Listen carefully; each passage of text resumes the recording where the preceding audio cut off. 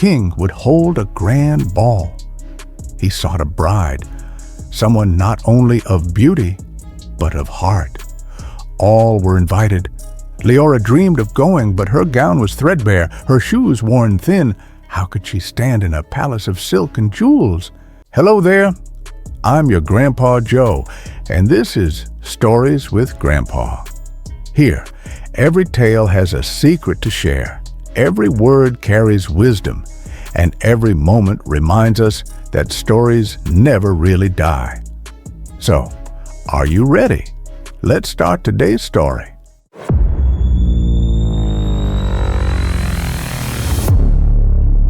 Long ago, in a quiet town where cobblestone streets wound like ribbons and lanterns glowed with golden fire, there lived a humble clockmaker named Elias. He was a kind man, though his hands were always stained with oil and dust from repairing gears and springs. Elias had a daughter, Liora. She was gentle, with a smile that warmed even the coldest winter mornings.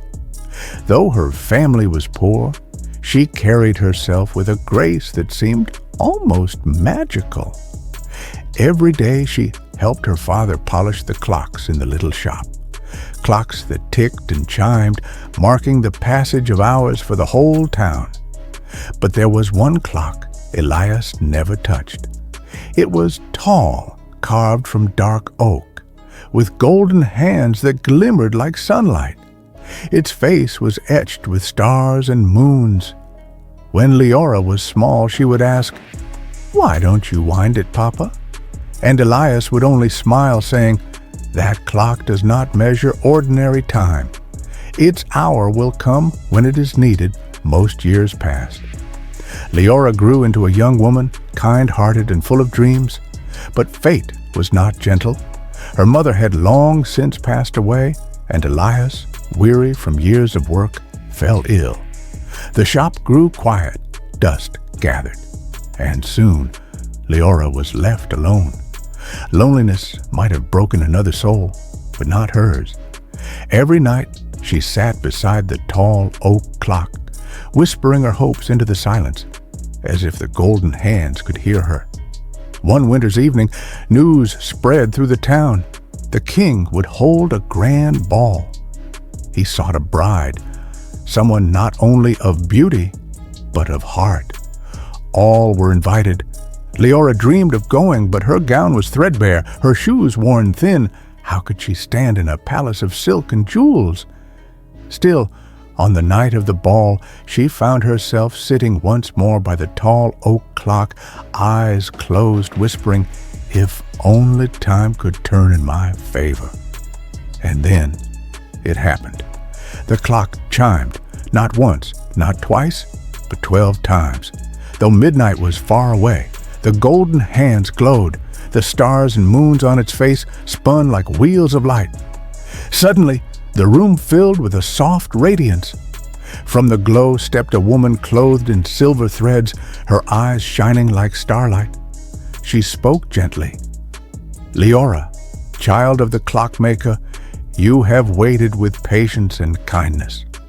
Tonight, time itself will open for you." She touched Liora's gown, and it shimmered into flowing satin, the color of dawn. Her shoes sparkled like crystal, and upon her wrist the woman placed a delicate watch of gold. "This will guide you," she whispered. "But when the clock strikes midnight, all returns as it was. Cherish the hours you're given." With that, the light faded. The carriage bells rang outside, not ordinary horses, but steeds made of swirling mist and moonlight. Liora, heart fluttering, stepped inside and was carried to the palace. The ballroom shone with hundreds of candles. Music swelled. Guests turned to see the mysterious young woman entering, her gown gleaming softly as if woven from morning light. The prince, though surrounded by noble women, noticed only her. When he asked her to dance, Liora's worries melted away. Together they moved as if the world itself had slowed, every step as effortless as breathing. but hours slip quickly when they are sweet. The golden watch on her wrist ticked faster, reminding her of the promise. And then the clock struck midnight. Liora gasped. She pulled away, rushing down the marble steps. In her haste, the golden watch slipped from her wrist, landing upon the stone floor. By the time the prince reached the steps, she was gone. The next day, the prince searched the kingdom with the watch. He declared he would marry only the one whose wrist it fit. Many tried, noblewomen, merchants' daughters, even the queen's cousins. But the watch was too small, too delicate. At last, he came to the little shop at the edge of town. There, sitting quietly among silent clocks, was Liora. When the prince placed the watch upon her wrist, it clicked perfectly into place. The golden hands glowed once more, and in that moment, he knew. Their wedding was not filled with jewels or crowns, but with music, laughter, and the ticking of clocks. And though Liora became a princess, she never forgot her father's shop. She filled the palace halls with clocks of every shape and size, each one a reminder that time is precious and that kindness makes every hour golden. And so, whenever the tall oak clock chimed in its strange glowing way, the people of the kingdom would smile, for they knew it was not counting minutes or hours, but blessings.